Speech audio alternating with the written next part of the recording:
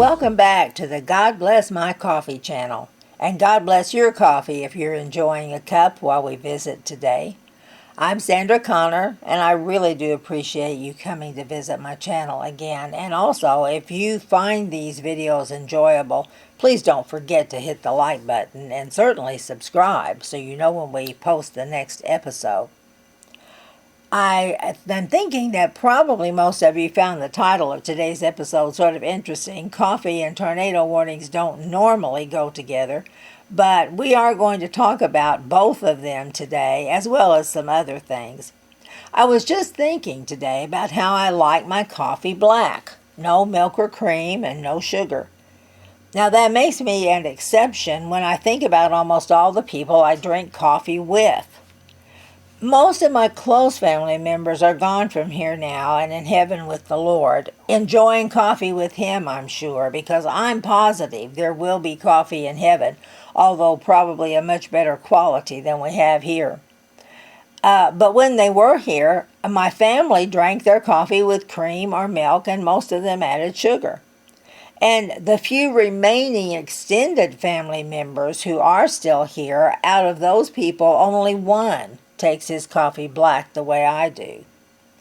Also, virtually all my friends add cream or milk to their coffee, and some add sugar or sweetener as well.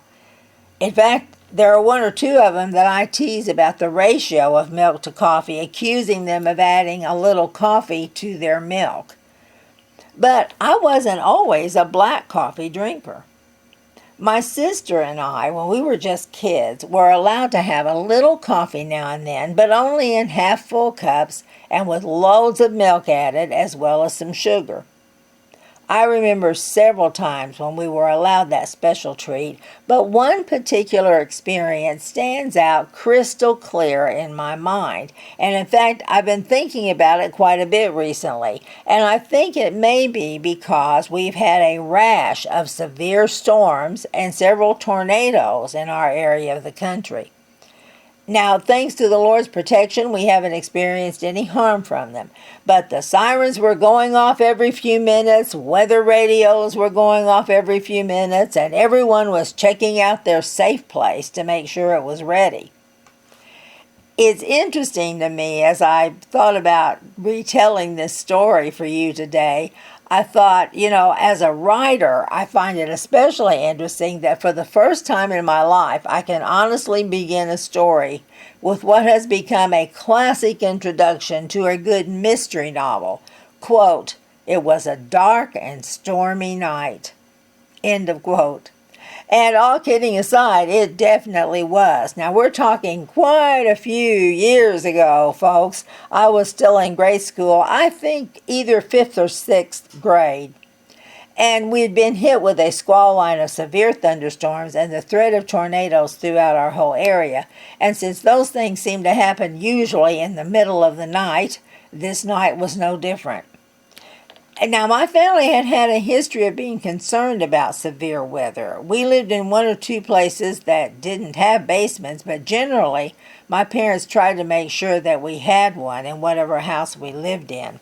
Part of the reason that we were so conscious of the threat of severe weather was that in my dad's early years, he had worked as an accountant for a huge manufacturer of heavy road construction equipment.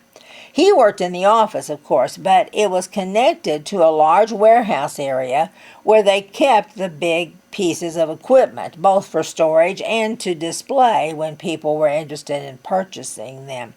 So one afternoon, a tornado came sweeping through that town where this business was located, and there was very little warning. That was back so long ago that the warning systems weren't anywhere near what they are today.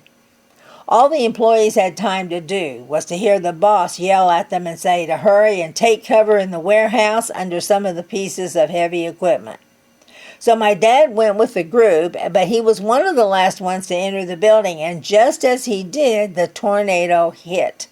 He didn't even have time to run for cover under one of the pieces of equipment, so he threw himself down flat on the floor. And as the tornado swept through, he watched a solid concrete wall blown out right before his eyes. Well, as you can imagine, that experience caused a pretty deep mark on his consciousness, and for quite some time after that. And he was extremely watchful of the weather, and he made sure we always had a safe place to wait out tornado warnings. If we happened to live someplace that didn't have a basement, we went to a neighbor's house, but eventually my dad dug us a basement in the house where we lived for quite a few years, and then when we moved to another house, he dug a storm cellar in our backyard. And it was really quite an achievement.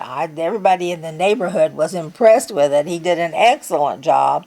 And we spent many a night in that cellar when there were warnings out, along with some of our neighbors who didn't have shelter in their own homes. So, back to this particular night I was referring to. On this night, the tornado missed our town, and eventually we were able to go back into the house and get back to our normal life. But it was the wee hours of the morning, and we were all wide awake, and Mom and Dad decided they could use some coffee to help them relax. So they put on a pot of coffee, and my sister and I naturally wanted some as well. So we each got a cup, which was half full, and the mixture was half coffee, half milk, and a fair amount of sugar. Then we all sat around the table enjoying the peace of knowing we were not threatened any longer and could settle down and look forward to sleeping safely. And we just kind of enjoyed that time together and finally went to bed. But even as I tell you about this, I can almost taste that sweet, milky, hot, comforting coffee, even now. So that's how I began my journey in those early years of my life. My coffee drinking was always with milk and sugar. And as I grew older, even through high school, and I think most of college, I maintained that habit. Although by then I was drinking a whole cup and I wasn't restricted to just a half cup. But sometime after college, I dropped the sugar. I really don't remember exactly when, and I'm not sure why, but I did continue adding the cream until one day, a few years later, while I was teaching high school, I suddenly started feeling nauseous. And I didn't want to have to leave school, but I knew I would if I didn't get things settled pretty quickly because I was really feeling sick. Well, we had a 3-minute break between two of my classes, so I hurried down to the school cafeteria to see if I could find something that might help. The lady who ran the cafeteria had just brewed a fresh pot of coffee, and the aroma of it brought that familiar sense of comfort to me that I've shared with you in other episodes. And I remember thinking, that's it. Coffee will help settle my stomach. But right on the heels of that, I realized that I was not going to be able to tolerate any milk. So I poured myself a cup of black coffee and sipped it slowly, and my stomach immediately settled. All the nausea was gone. Now, that was more than 3 decades ago, but to this day, I choose to drink my coffee black, unclouded by any other ingredients. But I'm not a snob about it. I have stepped out and experimented a little and tried to keep an open mind. I have imbibed a glass or two of iced coffee in the past, but it's interesting that for the iced coffee, I absolutely have to add milk and sugar. I don't know why. It's just one of those odd things about life, I guess. And occasionally, when I'm getting gas for the car at one of the convenience stores, like a Casey's or a Mach 1 that sort of specialize in coffee as well, if I'm feeling kind of adventurous, I may try one of their specialty coffees. But those kinds of flavors always include milk or foam and lots of sugar. I've noticed, though, that generally when I've tried those, I never finish them. And I don't find myself looking forward to another cup anytime soon. I always look forward to my next cup of good old black coffee.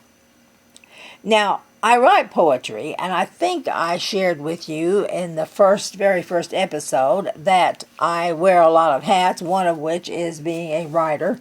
I write novels, I write nonfiction works, and I do write a lot of poetry. I have several poems out there about coffee, And today, as I was thinking about the subject of black coffee, I remembered writing one a few years ago that focuses on how varied the coffee options are these days, but how satisfying it is to bypass those options and ask for a cup of coffee black. So, as I'm getting ready to close out this episode, I thought I'd share that poem with you. I hope you enjoy it. I joined the queue outside the door just after 6 a.m. The morning sun had chased the fog, but warmth was pretty thin. My breath formed steam each time I spoke, and pockets warmed my hands. I yearned for coffee, hot and strong, a large cup, maybe grand. We inched along with moderate speed, and soon I stood inside. The fresh aroma brought a smile. Its tantalizing tide mingled with the cozy sounds of orders glorified. Venti Frappuccino, tall. Mocha Latte, grand. Americano, Cappuccino. Really, there's no end. The young barista plied his trade. Each order brought a smile. He was an expert at his work, turned out each cup with style. At last I stood before the bar. The barista's smile went slack. He knew I'd order coffee plain. No whip, no froth, just black. Well, that brings us pretty much to the end of this episode, except for our coffee quote. And I have one for you that still is keeping with the theme of things.